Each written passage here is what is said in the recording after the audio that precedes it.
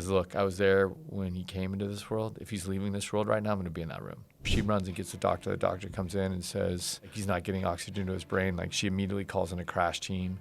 They rush me down to surgery. I come out of surgery, and they say to my mom, the good news is we figured out what it was. It's a bowel obstruction, and we removed it. The bad news is his heart rate is continuing to plummet, and we don't know why, and he's in critical condition. The nurse says, I'm sorry, you can't come in. This is very serious. She says, look, I was there when he came into this world. If he's leaving this world right now, I'm going to be in that room. My desire to contribute to the greater good comes back to my childhood, my parents' example. I grew up in this place called Laguna Niguel, which is kind of this middle-class area in Southern California, but I was on a basketball team based out of Compton, and my friends there had much more difficult, challenging lives. So I split my life between two worlds as a kid, and I saw the opportunities that my friends at home had versus my friends on the basketball team had, and it just made me want to figure out something in the world that could contribute. Didn't believe this kind of false choice that you have to choose between making money and helping people, and so I wanted to start a business that could do both. Hello and welcome to another edition of City AM's Boardroom Uncovered with me, John Robinson. My guest for this episode is Matt Pohlson, the co-founder and CEO of Omaze. The company is best known for its luxury prize draws, which have seen participants win grand mansions for as little as £10 per ticket. Matt helped set up the business before suffering a heart attack in 2018, and the California native now calls London home as he works to expand Omaze across the UK and into Europe. So what does the future hold for Omaze, and how does Matt's near-death experience shape his approach to work and life? Without any further delay, let's dive in. Well, Matt, thank you so much for coming on the show. It's really good to meet you. I suppose there's only one way to start, really, and there's a very real possibility of a real world where you're not here.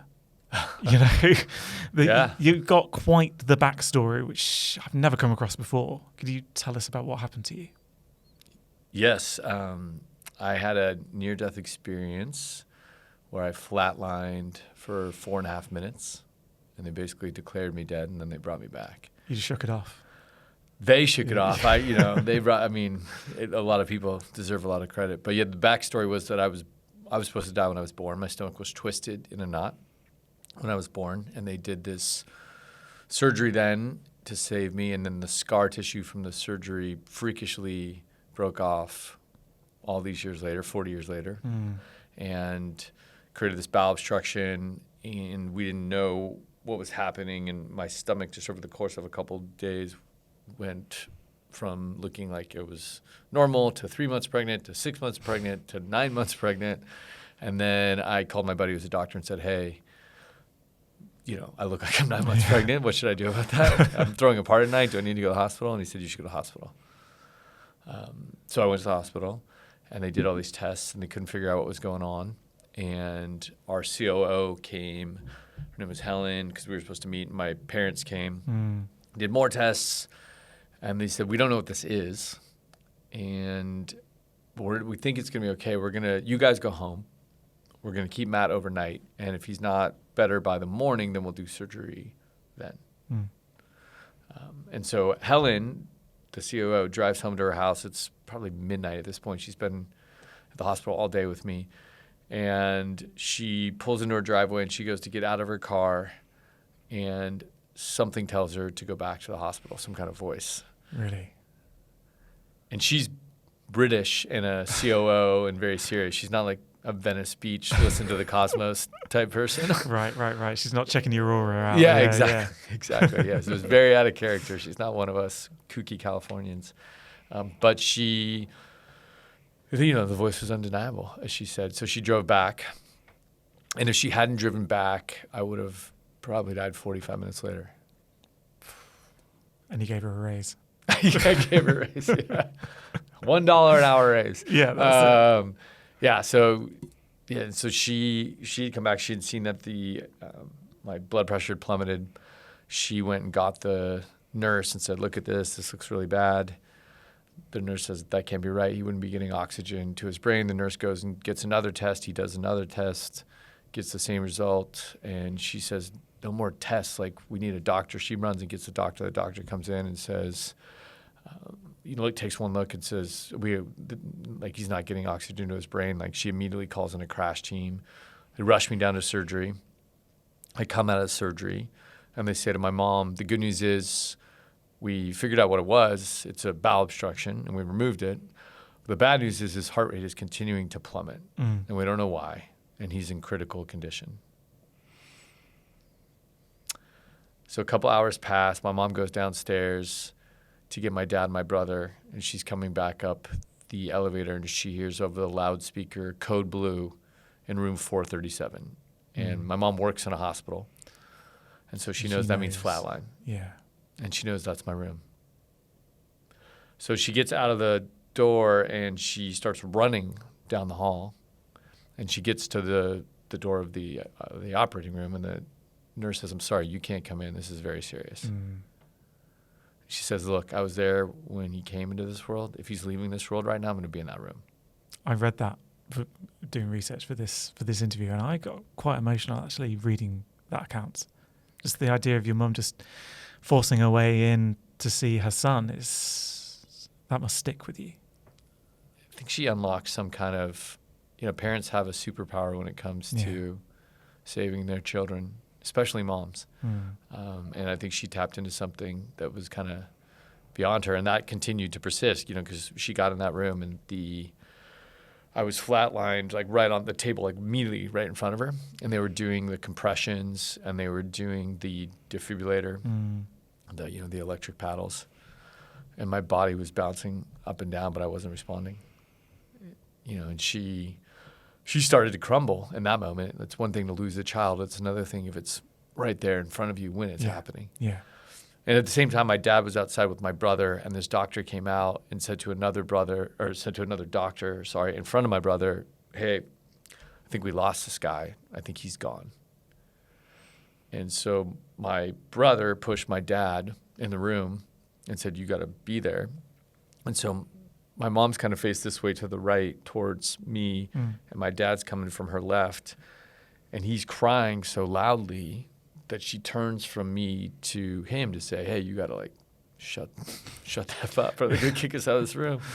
And when she turned, she said she saw something that had this almost spiritual impact on her.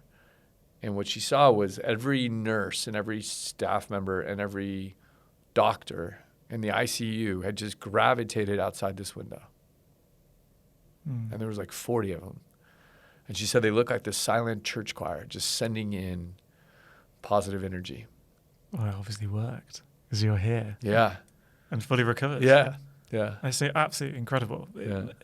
I can't imagine, though, that it's not something that you don't think about multiple times a day. It's such a huge thing to have happened to somebody. It's really wild.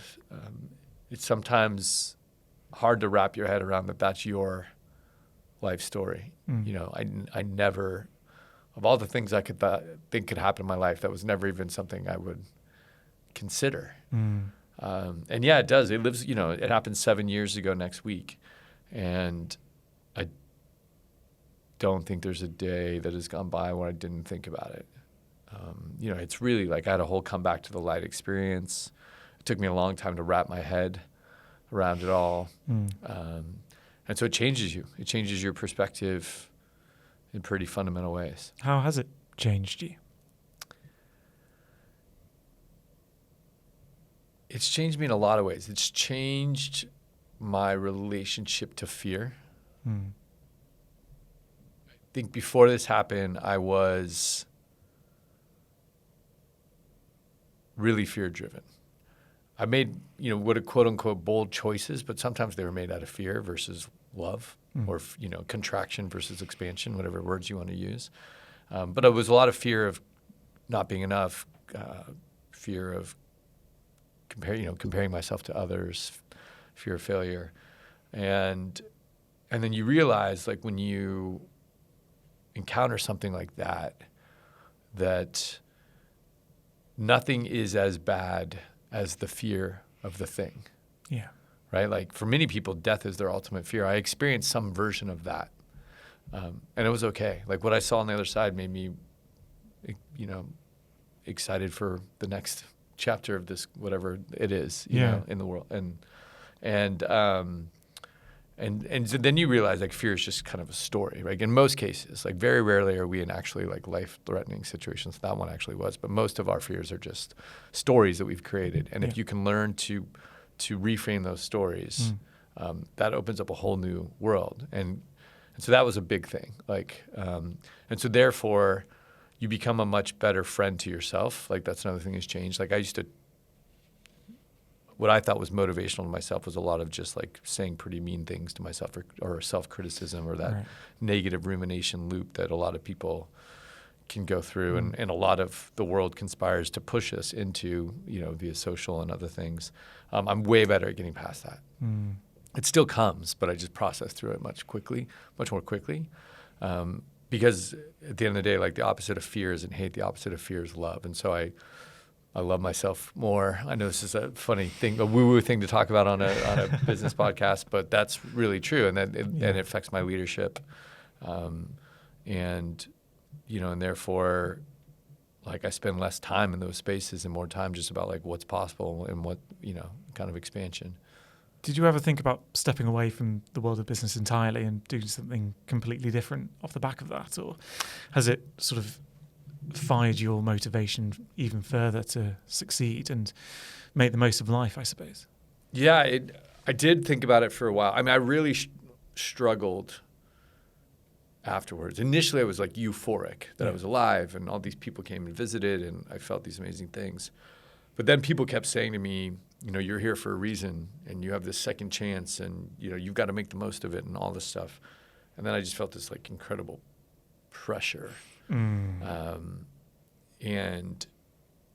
I didn't think I necessarily deserved a chance versus anyone else. I think I just ended up getting saved, you know, and I didn't have these immediate, like, I saw the light, but I was not enlightened. Like I didn't have this new knowledge that it took me a long time to develop that. Like I realized that there are no epiphanies, you know, they're just these moments that can help you lead a path of curiosity, but you don't need to have what happened to me happen to you to start that curiosity. You know, so it took me a long time to kind of wrap my head around. And when I immediately got back to work, I was really struggling to do it and really struggling on how big we could make Omaze and what kind of impact, and I had a lot of concerns. But then over time, as I wrapped my head around that, it actually did fuel my ambition and my desire to do more. Absolutely. And now you've moved from the US to London to grow Omaze, not just in the UK, but in Europe as well. Tell me about, you know, founding the company, setting it up, and the reaction to it in the UK market in particular. Yeah, it's quite a unique business model. It is. So we started in the U.S. doing celebrity experiences, doing stuff like riding a tank with Arnold Schwarzenegger and crush things, or as you do. Lionel Messi, I was reading. George Clooney. We had a bunch of crazy these stuff. Small B-listers. Exactly. Nobody's ever heard of him. Went a Lamborghini where Pope Francis handed you the keys. That was probably the craziest one we ever did. That's good. You didn't take him for a spin. I did not, but I had to go to the Vatican and pitch Pope Francis, which was a pretty wild experience. Wow. Yeah. We did that for many years, and then after the near-death experience, I came back and said, we can't just keep doing celebrities. We don't control our own destiny. And that's when we started doing stuff like holidays, and then we started doing cars. And then we said, where it's really at is houses. You know, a car changes someone's lifestyle, a house changes someone's life. And we launched that in the UK because we had a good business going in the US with the celebrities and the cars. And we had a good operator here named James Oakes, a great operator named James Oakes. And it was a smaller country, less expensive houses. And so we launched that here 4.5 years ago. And how's it been going? It's been amazing. It's been a rocket ship. It's exceeded all expectations. Because it is quite unique, isn't it? Because you give so much away to charity as part of the money. I mean, you 20% of the proceeds you keep, and the rest you give away. I was reading. Is that correct? No, the 17% of the sales goes to charity. So the way you think about it, every pound that comes in, a third goes to VAT and charity. A third goes to prizing the cost of the houses, plus we give the winners cash so they can afford to live there. We cover their taxes. We have a bunch of other cash prizes for other winners. Yeah. And then a third goes to operating expenses, marketing, and then our profit. Why is giving that much of money to charity so important to you and the company? That's where I started. I was in the charity space before Omaze, doing big documentaries and global concerts, using storytelling to inspire action. That my desire to contribute to the greater good comes back to my childhood, my parents' example. I grew up in this place called Laguna Niguel, which is kind of this middle class area in Southern California, but I was on a basketball team based out of Compton. And my friends there had much more difficult, challenging lives. So I split my life between two worlds as a kid. And I saw the opportunities that my friends at home had versus my friends on the basketball team had. And it just made me want to figure out something in the world that could contribute. But at the same time, I also didn't believe this kind of false choice that you have to choose between making money and helping people. And so I wanted to start a business that could do both. Do you think those people who are buying sort of the raffle tickets to enter the draw are doing it because they want the house, obviously, but also because it's a way of funding charity? Do you think if that charity element wasn't part of it, you'd make more money anyway? I think that we get people's attention with the house, and that's very natural. But I think they stick around because there's a charitable element also. I've never thought about would we make more money without the charity. It's just a core part of it. We have a very healthy business. There's a lot of benefits of doing it with charities, but the main thing is it just creates a huge sense of purpose that really makes us work hard. And so that's always has been and always will be part of what we do. Well, Matt, we've got some quick fire questions for you now.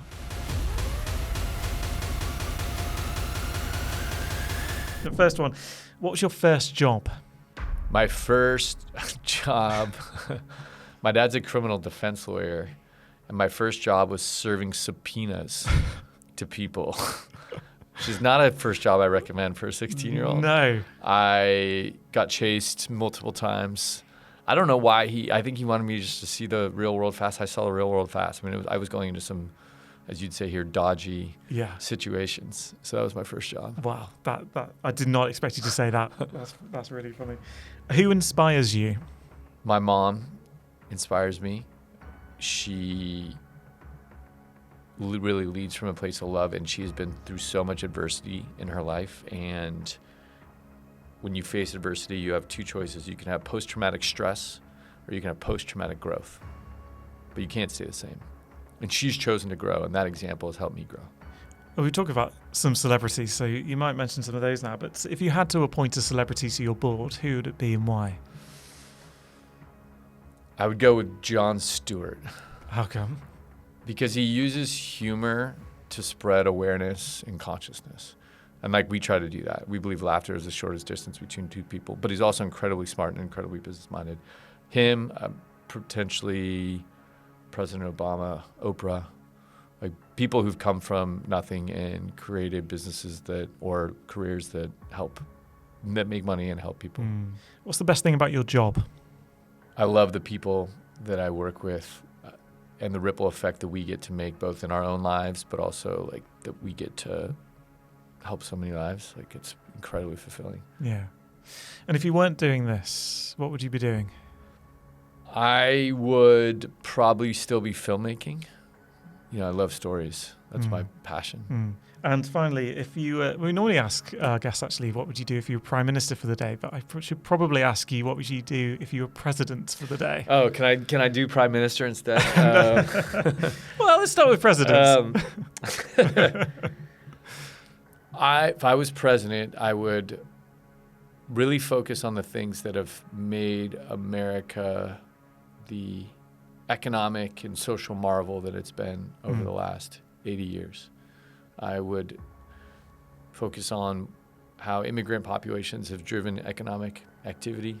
I would focus on how universities have driven innovation. I would focus on how the rule of law has helped people thrive. I would continue to use the government's capacity to drive innovation into clean energy into the next areas. And I would do whatever it can to remove regulation that stifles entrepreneurship and innovation. I want to talk about investing in the UK. Obviously, you've come over here from the US. There seems to be a narrative, true or false at the moment, that the UK is a challenging place to invest. But you've obviously chosen to base yourself here and expand more across the UK and into Europe. Tell me about your thoughts on investing in the UK. Is it as doom and gloom as maybe we make it out to be? I've only experienced a great environment to build a business. And the reason it's great is because there are so many people in the UK, and specifically in London, from around the world. And I think a diversity of backgrounds leads to creativity. It's the only city in the world where there's globally relevant centers for politics, business, and entertainment within a mile of each other. That leads to a dynamism. I understand all the criticisms. I've heard them. It's harder to raise capital in the UK than it is the US for sure. There's more risk taking there, and then the US also has the huge advantage of you have one market that you can sell into that speaks the same language and essentially has the same laws versus trying to do UK and Europe is much more complicated. I think there's a lot of things that can be done to spur entrepreneurship and innovation here. That could be some low-hanging fruit, big wins that I hope they do. I'm not qualified to get into specific policy details, but I would just say that there's some things that I've seen done that I think were not the best for innovation and entrepreneurship, and I think Sounds there's some like things. You might know a few things. I'm gonna leave it at that. Yeah. Yeah. Do you think the government could do more to support a business like yours? The government's been great with us. Like, we're a more mature business. I think they really do believe in growth and want to do that. I think the more complicated thing is creating the ecosystem for seed businesses. I think there's a lot more that could be done to commercialize great ideas coming out of universities in the UK. You have incredible talent coming out of all over, not just Oxbridge, but it's much easier to monetize those ideas and that technology in the US than it is in the UK. And then those startups get snapped up by US giants, and then that's it. Yeah. Isn't it? It's difficult for the UK to keep its businesses within UK ownership. Yes, it is. But there's things that can be done to change that, I believe. Since you're in the business of selling houses, sort of, let's talk about the housing crisis in the UK. There is one that's been going on for decades and decades, it seems now. You're not giving away cheap two downs. You're giving away mansions. What do you think that could be done to improve the housing situation in the UK? Because giving away the odd mansion here and there isn't necessarily. No, we are not addressing the housing crisis in any way. This phenomenon is going on around the world. I mean, it's in the markets that we pay attention to, US, Australia, Germany. It's the same story as the UK. And in all these markets, it's become increasingly hard to build. Some regulations that become focused on environmental protection, which is obviously a good thing, done thoughtfully, has led to a lot of challenging building environments. NIMBYism, not in my backyard, is happening all around the world. I'm not an expert enough to say what could unlock or change these things, but it's a real problem everywhere. And so I think you've just got to figure out how to get people building in ways that is environmentally responsible. But we don't build like we used to anywhere. It's even worse in the US. And so that's we've got to figure that out. Would you like to see sort of planning regulations relaxed and making it easier for those house builders to actually get on and build the houses that everybody needs? Yeah, it's hard to imagine another solution. I can speak much more to California, the regulations you have in coastal areas around density, around new permissions. I mean, it's strangled it. So then therefore only people who already have their homes or they're appreciating with scarcity. It makes it way harder for a younger generation to do that. I imagine there's a similar dynamic here.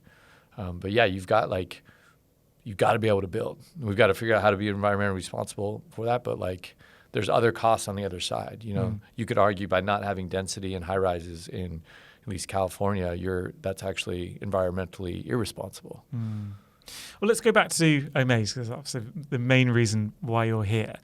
Tell me about the future plans for Omaze in the UK. Yeah, so we are continuing to scale in the UK.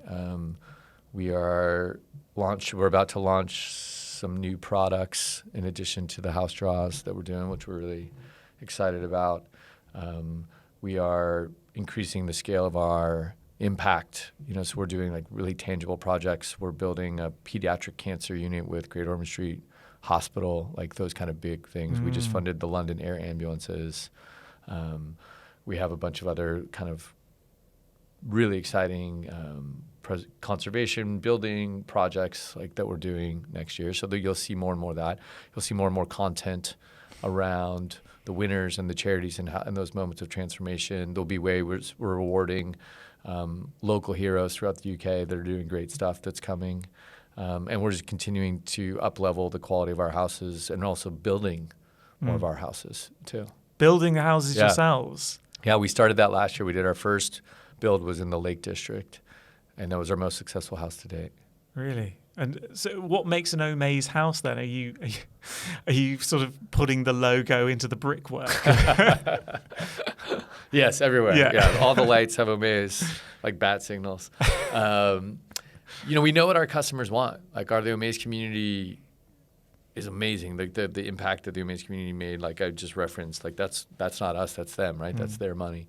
But they've told us time and time again what they're looking for in houses. Certain designs on kitchens, certain ways, certain views of nature with offices, certain features that every house looks for, a certain modern design, but it's also clean and matches the UK sensibility. And so in some areas, it's harder to find those houses. And so that's why we started building them. Eco-friendly as well, does that come into it? It does. Energy efficient? It does. Yeah. That has varying degrees of importance in different areas. We launched in Germany 2 days ago, and that's very critical in Germany. It was like triple pane, and every house has 40% of the roof is solar panels, and so it's different there. But yeah, the UK also cares about that too. Well, let's talk about that European expansion there. You just launched in Germany. What's the plan for expanding across the continent? Yeah, launched Germany. That's a big investment for us, and we want to be able to have a similar impact there that we've had in the UK. And as soon as we see that, then it's going to lead to a bunch more countries around Europe, back in North America, and other continents. So, once we prove it doesn't just work in the UK. I mean, we did it in the US, but not with houses. Then we're going to be expanding pretty aggressively. What's the sky's the limit, I suppose? Do you have any sort of growth targets over the next 5 years that you want to hit? We have a long-term vision, which is Fortune 500 impact, number one. So to be Fortune 500, you need to get to $8 billion in revenue, and to be impact number one, you need to be $3.5 billion in charitable giving. And we think we can do that in the next 14 years. And what about ownership? Are you seeking more investment into the company, thinking about going public? What's the plan on that? We're keeping all our options there. It's a profitable business. We're able to fund expansion into Germany off our own balance sheet. And we think we could be able to continue to do that in other markets as we grow. If we decide to accelerate that, we may go out and raise a round to do that. And then, an IPO is certainly an option at some point. But we're not. I think sometimes companies rush to that, and they make that the goal. And our goal is the expansion, and then the IPO can be an outgrowth of that. You'd have your pick of your stock exchange as well. You could go anywhere that you want. Is there one of the moments that you would be more likely to choose? Which stock exchanges? New York, London, Amsterdam? Yeah. We'll keep our options open there. A lot of people end up, we just saw Wise last week transfer over to the U.S. We won't do that unless we have a U.S. business going, and we don't have that currently. So we're just focused on these next couple markets, and then we'll kind of decide what the best options are from there. London's having a difficult time at the moment, has done for a year or so, maybe even a little bit more. What would you say about if somebody, the London Stock Exchange came up to you and said, well, how about helping us out here, Mass? There's a lot of really smart people working at the London Stock Exchange. There's a lot of great businesses that are listed here. We would have to assess it at the time. I think everybody wishes it was stronger, thinks it should be stronger, but these things are complicated. Yeah. Do you think it will get stronger in the future? It has been sort of declining in terms of number of listed businesses, a number of IPOs over the last few years or so, certainly post-pandemic. Do you think that London will rise again? I really hope so. I'm not educated enough to predict. I know there's really smart people working on it, and I believe in London. Whether this gets figured out or not, I can't say. Yeah. Okay. I want to take you in a little bit of time machine now, Matt, and go back to your younger self. You're just starting out in your career. If you could have a conversation with that younger Matt, what piece of advice would you give to him? How young are we talking? Oh, 18. I think my first piece of advice would be nobody knows what they're doing. I think so many people, especially entrepreneurs when they're starting, get held up because everything is new and you see other people succeeding and you just assume they had it figured out at all points. At least that was my experience. Yeah. And then as you get to know these people, and the reason I know is now I'm one of these people they look at and say, oh, they're succeeding. And I know I had no idea what I was doing. Yeah. And I have a bunch of friends who've been really successful, and I know they had no idea what they were doing. And so the whole game is just like keeping going, right? And so it's about just taking the punches and like, getting back up. So I would say that. I would also say that everything you want is on the other side of fear. Like everything should be thinking about how do you process through that more quickly through a variety of techniques from, being healthy to fitness to meditation to whatever it takes. But if you forgive yourself not knowing and you just keep going and you're able to move past the fear, like there's nothing you can't do. Yeah. Well, that 18-year-old has grown up into quite a successful businessman on pretty much any metric. But I was wondering, do you yourself consider yourself successful? It depends how you define success. I define success as deep connection. Do you have deep connection to your work? Do you have deep connection in your relationships? Do you have deep connections to your partner? Do you have deep connections to your other hobbies? And I have those. From other financial metrics, I'm sure people would say I've not become successful yet, and maybe I will one day. But in terms of like feeling a real sense of purpose, feeling connected to others, feeling connected to my relationships, I do feel successful in that respect. You mentioned there about sort of connections to business and your family. Is it difficult to strike the right tone when it comes to, or the right balance when it comes to work-life balance?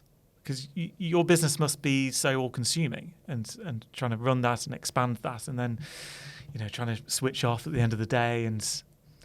Yeah, that must be a challenge. It is. I think a lot of people have done a better job of it than I have. There's a lot of people with much bigger jobs than me who have great family lives. I'm single, and so that and a big reason I am. Part of it was going through the near-death experience, and that really kind of like took me a while to get my head around.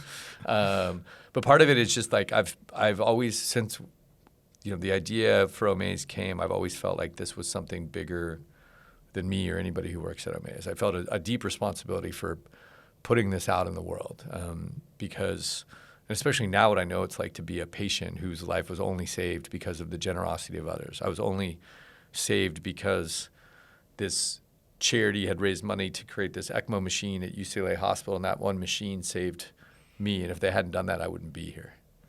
And so I feel like a deep responsibility to bring that forward in a world where I think it's increasingly hard for charities to raise money. It's increasingly hard for people to have a chance at upward mobility. So I feel a deep connection to that, and I have been so focused on that I have made sacrifices from a family perspective, but I don't think it's impossible to have the balance. And I know people who are more successful and more impactful than me that do. Yeah. And I think one day I will figure that out.